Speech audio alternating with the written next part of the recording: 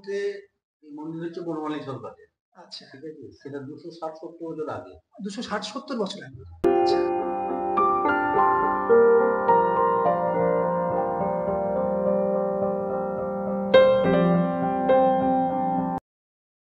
বনমালী সরকার উনি এই মন্দির প্রতিষ্ঠা করেছিলেন প্রায় 260 বছর আগে। আমরা সেবায়েত, আমার বাবার মামা ছিল, বাবা ছিল, আমার দাদারা ছিল, আমি এখন আছি, এইভাবেই চলছে। আচ্ছা, আমাদেরই মোটামুটি প্রায় 200 বছর। 200 বছর হয়ে গেল।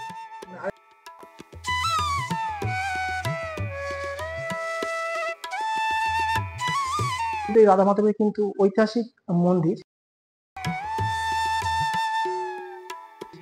প্রায় 260 বছরের কিন্তু প্রাচীন কিন্তু এই মন্দির। সেই মন্দিরে প্রবেশ করছি, বানেশ্বর শিব মন্দিরের ঠিক গা ঘেঁষে অসম্ভব সুন্দর এই রাধা মাধবের মন্দির। এবং তার আগে দেখে নিন যে বানেশ্বর শিব মন্দিরের শিবলিঙ্গ, যা কিন্তু বহু প্রাচীন,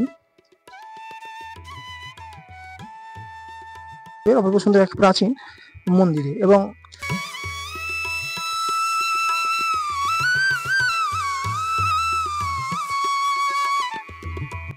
260 বছরের প্রাচীন কিন্তু ঐতিহাসিক করে রাধা মাধবের কিন্তু মন্দিরের ঠিক সামনে কিন্তু আমি এখন দাঁড়িয়ে আছি।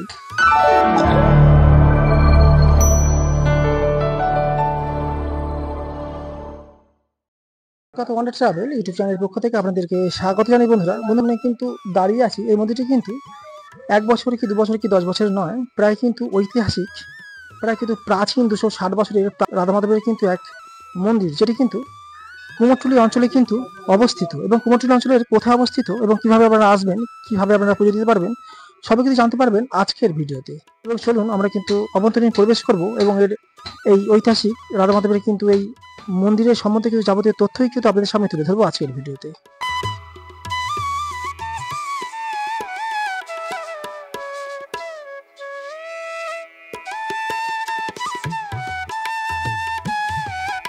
এই মন্দিরে কিন্তু আপনারা খুব সহজেই কিন্তু চলে আসতে পারেন। এবং মন্দিরের সামনেই কিন্তু গেটের সামনে কিন্তু লেখা রয়েছে, দেখতেই পাচ্ছেন, যে কলকাতা হেরিটেজ বানেশ্বর শিব টেম্পল। এই শ্যাম সুন্দরজিও মন্দিরে আসতে গেলে প্রথমে বানেশ্বর শিব মন্দিরের ভেতর দিয়ে আপনাদেরকে প্রবেশ করতে হবে।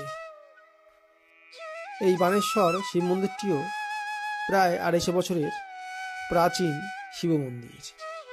প্রাচীনত্বের ছোঁয়া এই মন্দিরটির উপরিভাগে দেখলেই বসে যাচ্ছে, অনেকাংশে ধ্বংসাবশেষে পরিণত হয়েছে এবং আগাছা এবং বট বৃক্ষ জন্মেছে মন্দিরটির গায়ে।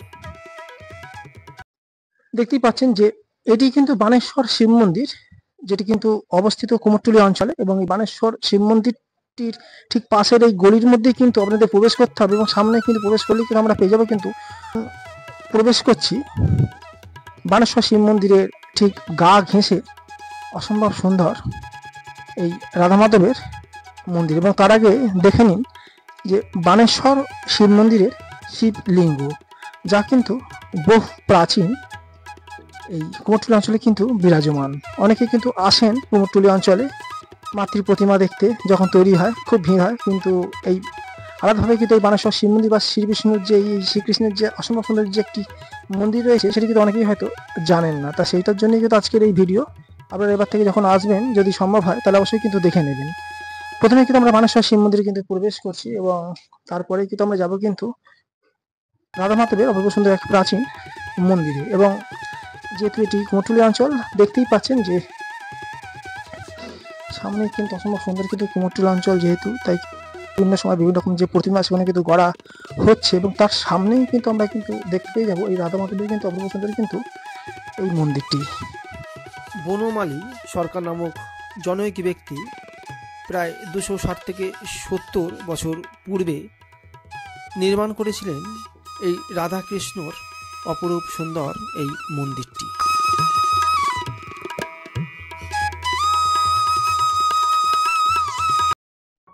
শোভাবাজার হাটখোলা অঞ্চলের ঐতিহাসিক যে কয়েকটা মন্দির আছে, সেই মন্দিরের মধ্যে কিন্তু অন্যতম কিন্তু এক রাধা মাধবের এই মন্দির, যেটি সবাই চেনেন শ্যাম সুন্দরজিউ মন্দির নামে।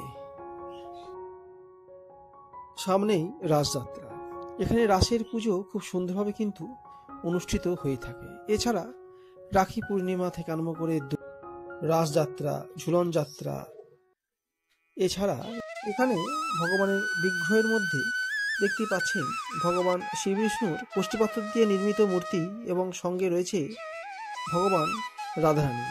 ওনার মূর্তিটি এখানে অষ্টধাতু দিয়ে নির্মিত।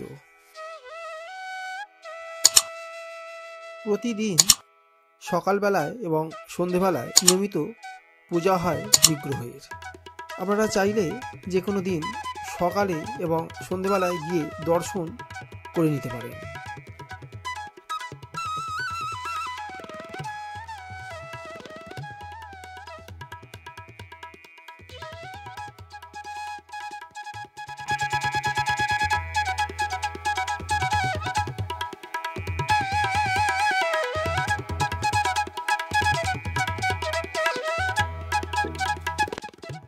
রাসলীলার কিছু ছবি কিন্তু আমরা কিন্তু দেখতে পেয়ে যাচ্ছি এখানে। মন্দিরটির দেওয়ালের বিভিন্ন অংশে রাধাকৃষ্ণের বিভিন্ন রকম লীলার চিত্র আপনারা দেখতে পেয়ে যাবেন। আমরা যখন মন্দিরটিতে গেছিলাম তখন সন্ধ্যাকাল, তাই সন্ধ্যা আরতি দেওয়ার জন্য প্রস্তুতি নিচ্ছেন পুরোহিত মহাশয়। মন্দির সম্বন্ধে কিন্তু আমরা কিন্তু ঠাকুরমশাইয়ের কাছ থেকে কিন্তু একটু জেনে নেব। এবং মন্দির হচ্ছে অনেক দরকার, সেটা 270 আগে, 260-70 বছর আগে। আচ্ছা, ঠিক আছে। এখন সেটা সঠিক কিন্তু আমি কিছু বলবো না। আচ্ছা। আমার বাবার মামা ছিল, বাবা ছিল, আমার দাদারা ছিল, আমি এখন আছি, এইভাবে চলছে। আচ্ছা, আমাদেরই মোটামুটি প্রায় 200 বছর। 200 বছর হয়ে গেল। বনমালী সরকার উনি এই মন্দির প্রতিষ্ঠা করেছিলেন প্রায় 260 বছর আগে। আচ্ছা, মানে ওপেনিং টাইমটা একটু বলুন। ওপেনিং টাইম সকালবেলা 6টা থেকে খোলা হয়, আচ্ছা 12টার সময় বন্ধ হয়, আবার 4:30টার সময় খোলা হয়, 9টার সময় বন্ধ হয়। আচ্ছা, এখানে পূজা যদি কেউ দিতে চায় সেটা কি দিতে পারে? হ্যাঁ। আচ্ছা, মানে মানে বিশেষ পূজা কোন দিনে দিনে হয় সেটা একটু বলুন। পুজো হচ্ছে কালী পুজোর পরের দিন, যেটা অন্নকূট। আচ্ছা আচ্ছা, অন্নকূটের দিন বিশাল পুজো হয়। কালী পূজার পরের দিন। পরের মানে যেটা তোমার প্রতিপদের পরের দিন যেটা। আচ্ছা, আর হয় তোমার জগদ্ধাত্রী পুজোর আগের দিন, জগদ্ধাত্রী পুজোর আগের দিন, অষ্টমীর দিন, এটা আচ্ছা। গোপা অষ্টমী বলে। গোপা অষ্টমী। আচ্ছা, আর আর এমনি দোল টোল তো হয়, সেগুলো তো হয়। সবই হয়।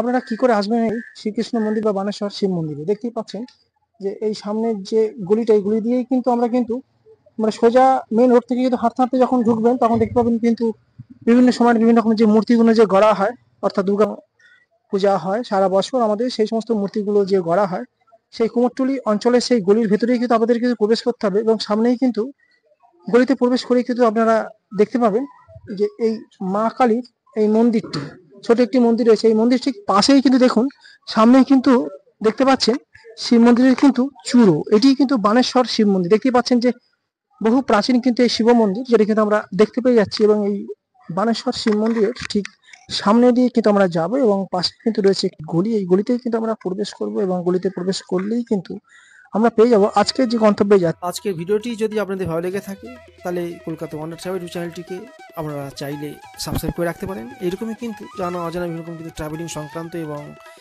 বিভিন্ন রকমের মন্দির সংক্রান্ত চ্যানেলের মাধ্যমে। আজ এই পর্যন্তই, ভালো থাকবেন।